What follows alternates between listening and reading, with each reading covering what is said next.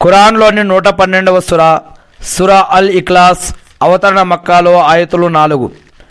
అపార కరుణామయుడు పరమ కృపాశీలుడైన అల్లా పేరుతో ప్రారంభం. 4 వాక్యాలు.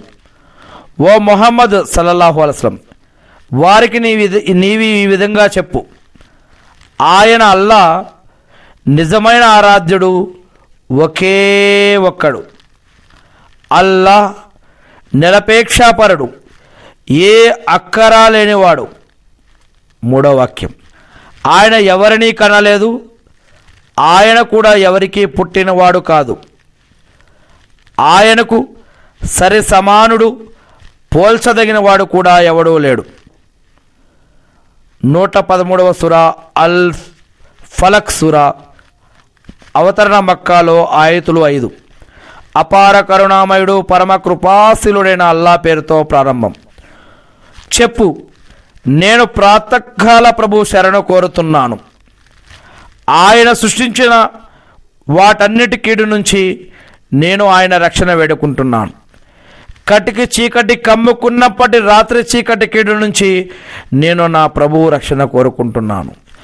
మంత్రించి ముడులలో ఊదే వారి కీడు నుంచి నేను నా ప్రభువు యొక్క రక్షణ కోరుకుంటున్నాను. అసూయాపరుడు అసూయ చెందినప్పటి కీడు నుంచి నేను నా ప్రభువు రక్షణ కోరుతున్నాను. ఆమీన్. ఖురాన్లో 114వ సూరా అన్నాస్. ఆయతులు 6. అవతరణ మక్కాలో. అపార కరుణామయుడు పరమ కృపాశీలుడైన అల్లా పేరుతో ప్రారంభం. ఈ విధంగా చెప్పు, నేను మానవుల ప్రభువు రక్షణ కోరుతున్నాను, మానవుల చక్రవర్తి యొక్క రక్షణ కోరుతూ ఉన్నాను, మానవుల ఆరాధ్య దైవాన్ని నేను ఆశ్రయిస్తూ ఉన్నాను.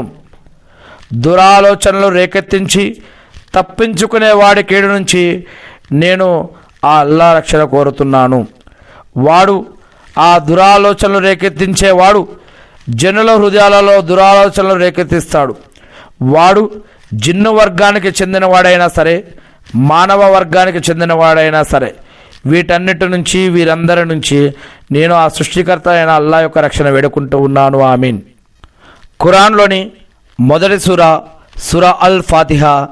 అవతరణ మక్కాలో ఆయతులు 7. అపార కరుణామయుడు పరమ కృపాశీలుడైన అల్లా పేరుతో ప్రారంభం.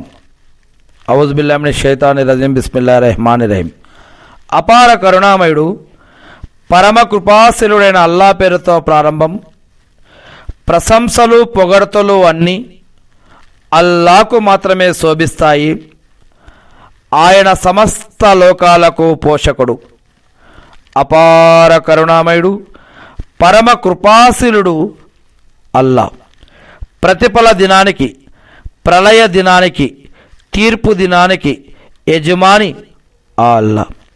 ఓ అల్లా, మేము నిన్నే ఆరాధిస్తూ ఉన్నాము, సహాయం కోసం నిన్ను మాత్రమే అర్థిస్తూ ఉన్నాం. ఓ అల్లా, మాకు రుజుమార్గం చూపించు, మాకు సన్మార్గం చూపించు.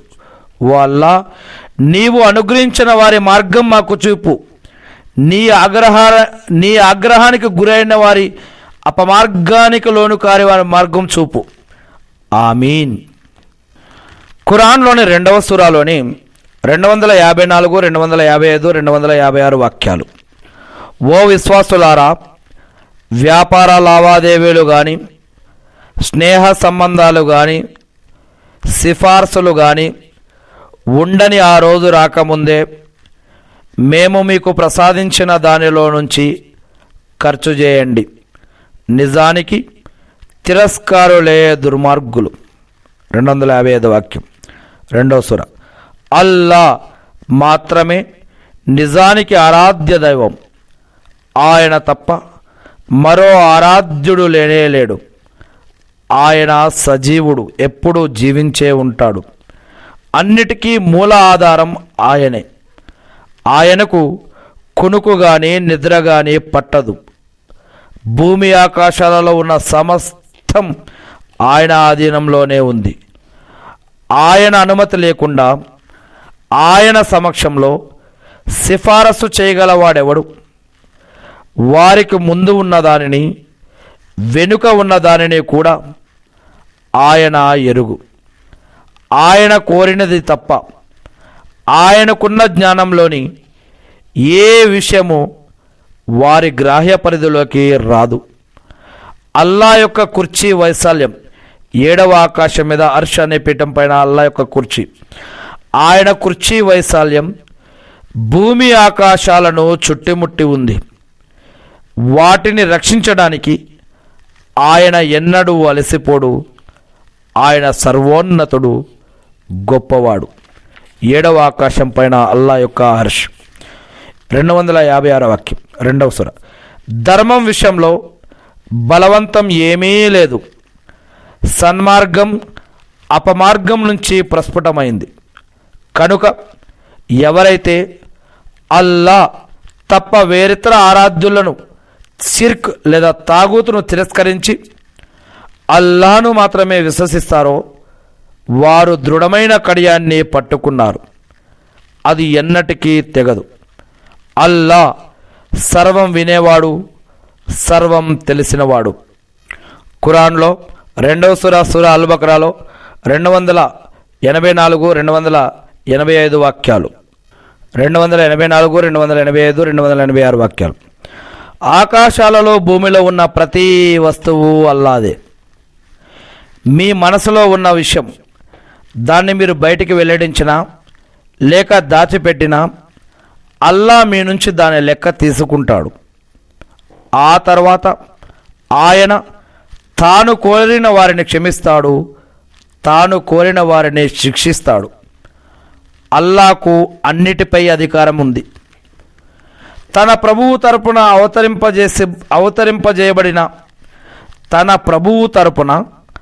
అవతరింపజేయబడిన దానిని, ధర్మాన్ని, గ్రంథాన్ని ముందుగా ప్రవక్త విశ్వసించాడు. తర్వాత దాన్ని విశ్వాసులు కూడా సత్యమని నమ్మారు. మరి ప్రవక్త మరియు విశ్వాసులు వారంతా అల్లాను, ఆయన దూతలను, ఆయన గ్రంథాలను, ఆయన ప్రవక్తలను విశ్వసించారు. మేము, ఆ యొక్క విశ్వాసులు ఈ విధంగా అంటారు, మేము ఆయన పంపిన ప్రవక్తల మధ్య ఎలాంటి భేదాలు, భావాలు, హెచ్చుతగ్గులు, విచక్షణ భేదభావాలు మేము పాటించము, మేము చూపము. వారంతా అల్లా చెప్పినటువంటి పని చేశారు అని వారు చెబుతారు. మేము ధర్మాన్ని లేదా గ్రంథాన్ని విన్నాము, విధేయులం అయ్యాము. వారి యొక్క ప్రార్థన, మా ప్రభు, మేము నీ క్షమాభిక్షను అర్థిస్తున్నాం.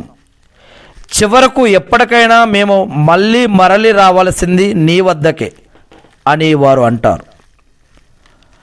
286 వాక్యం, 2వ సూర. అల్లా ఏ ప్రాణిపైన దాని శక్తికి మించిన భారం వెయ్యడు. అది ఏ పుణ్యాన్ని సంపాదించినా దానికే లభిస్తుంది. మరి అది ఏ పాపాన్ని మూటగట్టుకున్నా దాని ఫలితాన్ని అది చవిచూస్తుంది. ఇలా ప్రార్థిస్తూ ఉండండి అంటూ ఇక్కడ ఒక ప్రార్థన ఉంది ఈ యొక్క వాక్యంలో. ఓ మా ప్రభు, మేము మరచిపోయినా లేక మేము పొరబడినా మమ్మల్ని నిలదీయకు. మా ప్రభు, మాకు పూర్వం గతించిన వారిపై వేసినటువంటి భారాన్ని మాపై వేయకు. మా ప్రభు, మేము మోయలేనటువంటి బరువును మాపై మోపకు. మమ్మల్ని మన్నించి వదిలిపెట్టు, మాకు క్షమాభిక్ష పెట్టు, మాపై దయచూపు. నీవే మా సంరక్షకుడవు. అందుచేత అవిశ్వాసులకు వ్యతిరేకంగా మాకు సహాయపడు. ఆమీన్. అల్లా ప్రవక్తలందరిపైన శాంతి శక్తులు కురిపించండి వల్ల. ఆమీన్.